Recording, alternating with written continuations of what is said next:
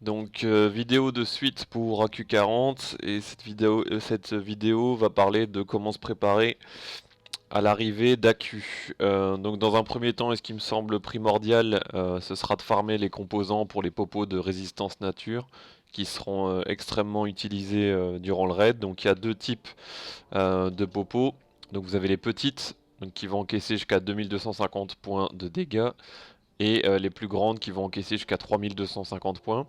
Donc au niveau des compos pour les petites, il faudra de la viétérule et de l'étouffante, donc étouffante qui peut être récoltée également par les non-herbaux dans les déchets que vous allez trouver dans la mer pour la pêche, ou de temps en temps vous allez en récolter. Et pour les grandes, il y aura de la terre LM qui peut se looter à Kargat sur les LM de terre ou dans des donjons comme Maraudon, Molten Core, etc. Ainsi que de la feuille rêve qui est pas mal à farmer à H-Trip Est pour les mages qui peuvent le soloter ou enfin pour les autres classes comme le prêtre qui peuvent aussi soloter H-Trip Est. Donc ça va être pour les popos et en tout cas les compos les plus utilisés. Donc il y aura terre élémentaire, feuille rêve, viétérule et étouffante. Ensuite, chaque rôle aura de la résistance nature à farmer également. Donc on va parler des tanks, des heals ainsi que des DPS CAC ou distance. Donc les popos habituels seront pas à proscrire non plus. Et ce qui sera assez important, c'est aussi les fameux lotus noirs qui vont servir à crafter des flacons essentiellement pour les tanks, voire pour les heals, étant donné qu'il y a des boss dans un premier temps qui seront quasiment pas passables sans ces flacons. Donc si vous avez à chaque fois un minimum de 2 tanks à buffer et que vous faites 2 soirs semaine, ça vous fera un minimum de 4 lotus par semaine. Donc ça, il faut aussi prévoir un stock suffisant avant de prendre vos marques. Donc pour les tanks, on conseillera globalement 300 de résistance nature, mais pas au détriment des points de vie. Donc ce sera important que le stuff soit ajusté en fonction des essais pour avoir un tank qui est quand même qualitatif mais qui résiste correctement aux attaques de nature. Pour les CAC, on aura besoin entre 150 et 200 de résistance nature. Là, on peut sacrifier un peu plus les stats, mais pareil, sur les boss qui auront un Enrage, il faudra quand même envoyer la sauce, donc ne faites pas tout et n'importe quoi. Et ensuite, pour les heals et les distances, on aura un farm de résistance nature minimum, étant donné que ce sera logiquement pas ceux qui prendront le plus la sauce à ce niveau-là. Euh, alors, au niveau de AQ, vous avez déjà sur les 3 premiers boss, vous allez avoir des objets qui vont être intéressants et qui vont vous booster votre RN. Je pense surtout au trio d'insectes, où là vous avez des gants en plaque avec de l'endu, de la force et de la RN. Ça, je pense que dans un premier temps, il faut aller chercher ce combo là, donc pour finir en tout cas par ce boss là, puisque on va booster directement les tanks, et les tanks c'est quand même la base au niveau résistance nature. Donc je pense que ce sera assez sympa à aller chercher dans un premier temps. Donc en tout, sur les 3 premiers boss, vous avez 6 pièces résistance nature pour diverses classes à aller chercher et qui vont vous aider pour des ou Ran par exemple qui arrivera par la suite. Donc ça, je pense que dans un premier temps, euh, voilà, il faudra trouver ce rythme de croisière au moins sur les 3 premiers boss pour pouvoir aller chercher ça le plus rapidement possible. Ensuite, à UBRS, sur Git, on aura alors 3 items. D'une part, enfin 3 items même, on aura du cuir, de la maille et de la plaque, tous les 3 enchantements aléatoires. Donc il faudra avoir un peu de chance là-dessus, mais ça c'est un item qui peut être farmable. Si vous n'avez pas de chance, ça va prendre beaucoup de temps, donc voilà, c'est peut-être pas un item sur lequel je mettrai la priorité parce que vous risquez de perdre beaucoup de temps pour aller le chercher. Ensuite, on se dirige vers Strat UD, enfin en tout cas la partie UD, et sur Nerubenkan. Alors ce qui est assez sympa avec Nerub, c'est que c'est le premier boss de la partie UD, donc il sera facile à farmer, vu que vous y êtes assez rapidement, et c'est sur les objets verts qu'on va se concentrer. Donc c'est à dire qu'on a des bottes tissus, des jambières en cuir, des gants en maille et des épaulières en plaque. On est sur des objets qui n'ont pas de stats, mis à part de la RN. Mais voilà, pour peaufiner la fin d'un stuff, je pense que c'est des objets qui sont vraiment pas mal. Vous pouvez aussi aller chercher le bouclier pour le tank. Ça manque un peu de stats, mais pareil, en fonction des stats générales du tank, c'est un objet qui peut être recherché pour ses 15 résistances nature. Euh, Maraudon, ça va être une instance qui peut être ultra farmée. Premièrement parce qu'elle est assez simple pour un, 2, voire 3 joueurs. Et en plus de ça, vous allez avoir des objets qui sont globalement assez quali à aller chercher. Donc tout d'abord, sur le premier boss, dans tous les cas, vous looterez de la RN. Donc des poignées en plaques.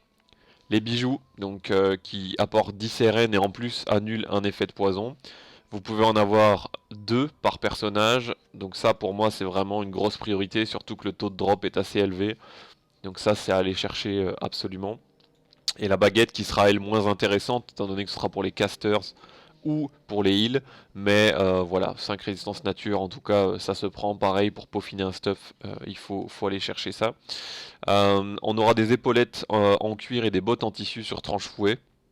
Donc là pareil, enfin voilà, là on est sur du loot 100% résiste nature, donc je pense que ça il faut absolument y faire un tour également. Euh, Ensuite, vous avez sur Célébras, pardon, le maudit, une cape. Même si là je conseillerais plutôt d'aller chercher celle du dernier boss de HTS qui va avoir des meilleures statistiques, mais bon, c'est à prendre si vous avez rien de mieux. Sur glissement de terrain, vous avez ce casque qui automatiquement lui aura de la résistance nature et qui sera plus simple à aller chercher que sur UBRS. Donc je pense qu'en tout cas si j'étais tank, je me concentrais plutôt d'abord sur celui-là et s'il vous reste du temps, aller chercher celui d'UBRS.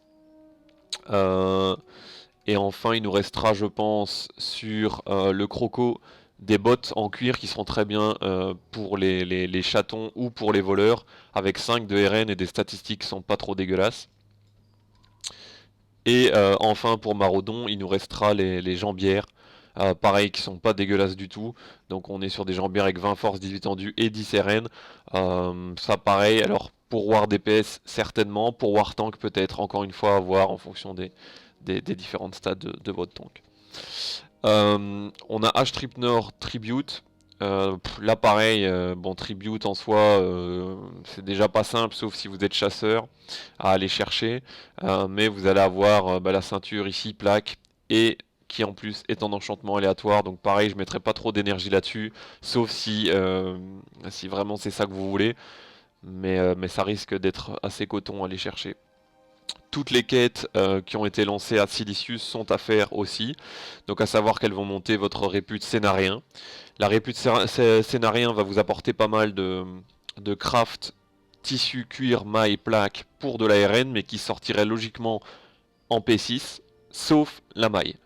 Donc ne comptez pas là-dessus dans un premier temps, puisque logiquement, je dis bien logiquement à la sortie d'AQ, ce ne sera pas disponible. Par contre, certaines de ces quêtes vont vous donner du stuff résistance nature, donc je pense que dans tous les cas, elles sont à faire d'une part pour monter votre répute, et d'autre part pour aller chercher et gratter un peu de stuff. Ensuite, au niveau des raids, donc on aura Zulgurub qui est intéressant puisque vous allez avoir des enchantes tête et jambes résistance nature, ainsi que l'aube d'argent en réputation pour les épaules qui vont vous permettre d'ajouter de la résistance nature aussi, ainsi que d'autres résistances, mais je pense qu'il faut être révéré minimum pour aller chercher cette résistance épaule. Logiquement, si vous avez un peu farmé les donjons en fin de pexing, le révérer est pas très compliqué à atteindre. Donc pour les raids, on aura le cœur de magma avec Ragnaros, qui va aussi apporter une cape, 22 agi, 12 endu et de la résistance nature, donc accumulé avec un enchantement résiste nature également ou all résiste. Pareil, c'est une cape qui est sympa parce qu'elle peut être quali aussi bien pour un tank qu'un cac. Voilà, 22 agi, ça apporte de l'esquive, pour un tank ça se prend, et pour les cacs, généralement ça va apporter du critique, donc ça c'est vraiment sympa à aller chercher. Et ensuite on ira sur Onyxia, voilà, donc c'est sûrement un item qui a été largement délaissé, mis à part peut-être par les Druids, mais là où aussi on ira chercher de l'armure, de la def et de la résistance, donc ça c'est pareil, je pense que ça peut redonner un peu de saveur à Onyxia pour ceux qui n'en avaient plus trop l'utilité d'aller chercher cet item.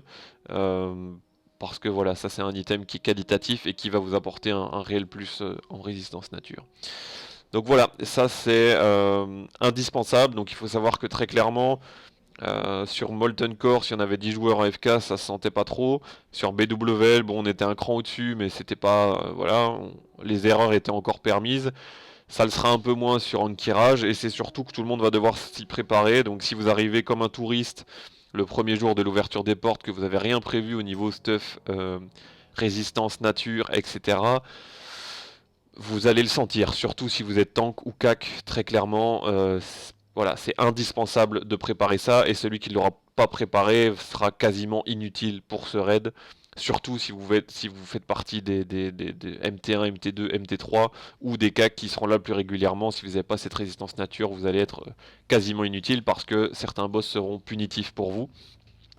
Ensuite, au niveau des DPS distance et des heals, donc vous serez les derniers, euh, voilà, vous serez les derniers, la dernière ligne en tout cas, et donc logiquement ceux qui prendront le moins de dégâts de nature durant l'ensemble des combats. Néanmoins, c'est pas inutile non plus, puisque je rappelle, il y a des boss où les 15 joueurs les plus proches du boss vont prendre des dégâts de nature, et si à un moment dans ce top 15 des joueurs vous en perdez 2 ou 3, bon bah inévitablement ça partira sur des distances ou sur des healers. Donc voilà, dans tous les cas, c'est intéressant à farmer, ce sera pas useless, mais la priorité pour vous n'est pas là. Euh, voilà, on sera plutôt sur une priorité de popo. Les popos résistent nature très clairement. C'est pareil, il faut avoir un stock conséquent. Donc voilà, bon farm.